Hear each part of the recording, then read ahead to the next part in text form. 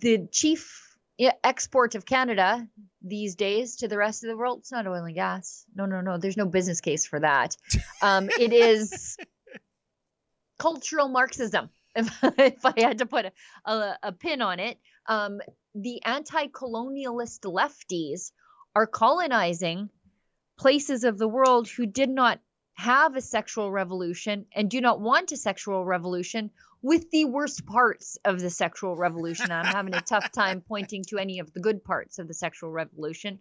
For example, there's this. And again, people are going to say, Sheila, it's 30,000. Nothing. It's groceries for a year for your family. The Trudeau Liberals spent $30,000 on a transgender DEI program in Pakistan with a timeline that doesn't add up. Oh my God. It was from October 7th, 2017 to April 30th, 2017. So back in time. Improving the lives of transgender and the intersex community in Khyber Pakhtunkhwa sorry, please. I'm very sorry. My pronunciation of Pakistani names is not great. By promoting inclusivity, peaceful pluralism, and respect for diversity through an integrated and multi-actor approach. Sheila, sorry to cut in, but I can only think of one way to improve the lives of transgenders in Pakistan, and that is give them body armor, okay? Do you know what? These are people I would actually prioritize in the immigration queue. If you are a sexual minority in one of these places where you will die if you are one, I'm not sure that I would have I think that might be real refugee status based on persecution. But this is a place, as I write in the article attached to my video, Pakistan's a country where women don't even have basic rights, where Christian and Hindu minorities face systemic persecution, like reading the Bible will get you arrested for blasphemy. Jeez. And LGBT individuals risk their lives just by their mere existence.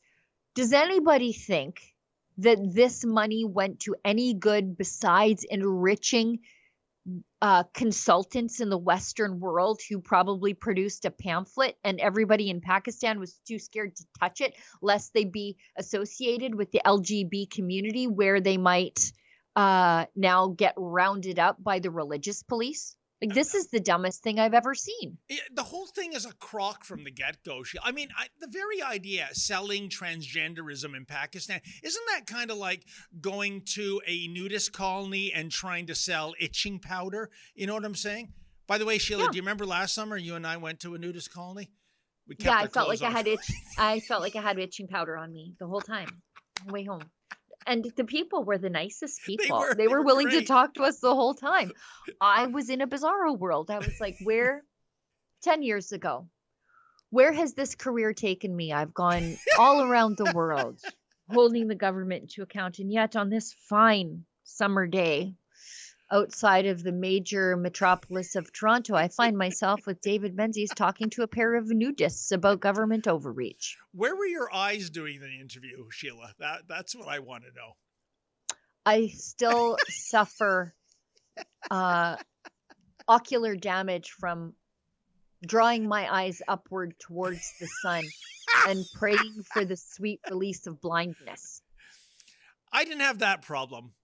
Anyway. No. Jeez, what a bizarre assignment. I left actually sort of changed not in a multitude of ways, but I'm still just, in spite of it all, in spite of myself, glad I went, because I realized, like, these guys hate the government too. Yeah. Like, you know what? You can find common ground with anybody if you're willing to talk to them. And I was willing to talk to them, and they were more than willing to talk to me. And I think that is that's the life lesson of the nudist colony visit with David Menzies. Completely. That is the naked truth. See what I did there, Sheila? Barry Horowitz pat on the back there. One last story before we wrap the show. Maybe we have some chats, maybe we don't. We'll see.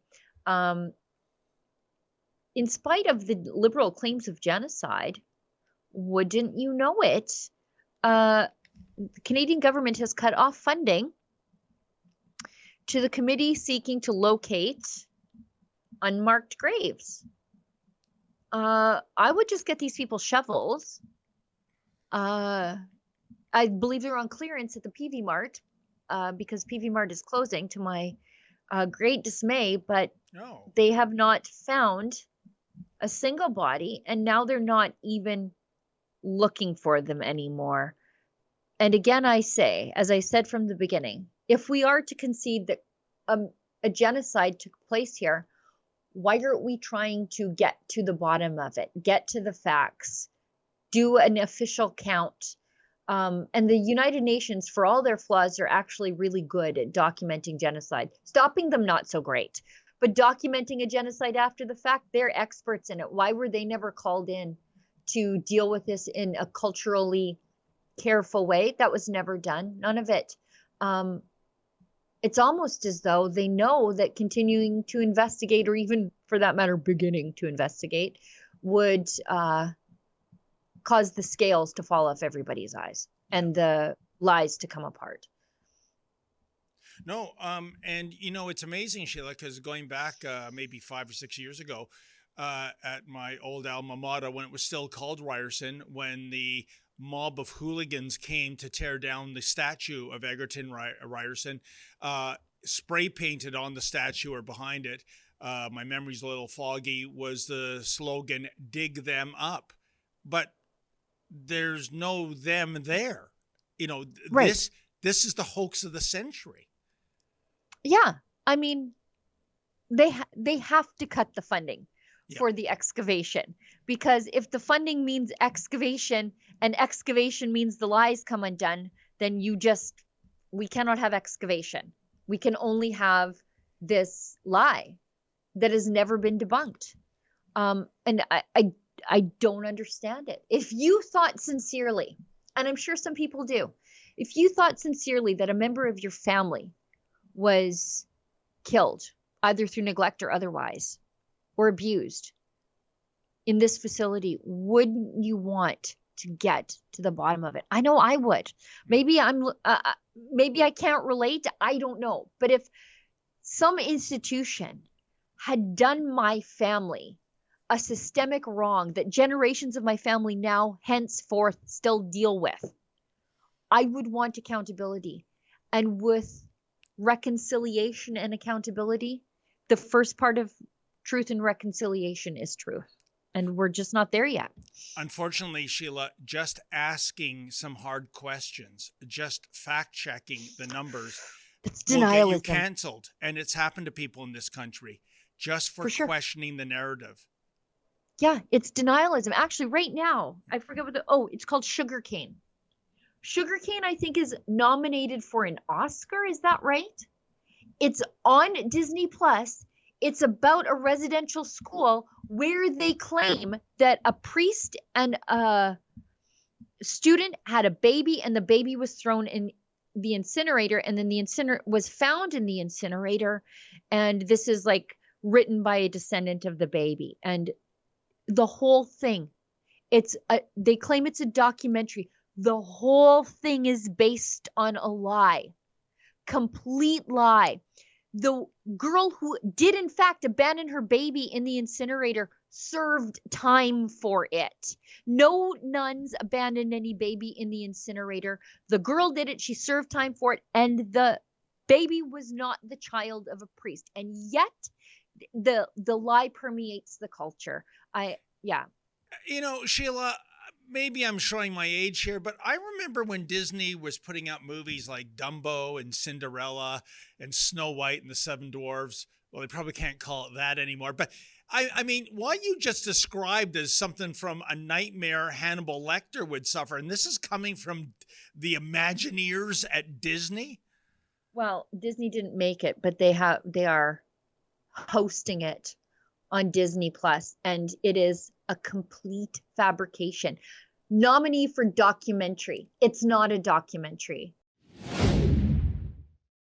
Canadians know the national anthem. They stand in silence to remember those who died for this country. But not every Canadian knows their rights and freedoms. The Freedom Passport will change that. It looks and feels like a Canadian passport, but contains the Canadian Charter of Rights and Freedoms in a portable, easy-to-read format. The Freedom Passport. Order one for yourself and for all the freedom lovers that you love at freedompassport.ca.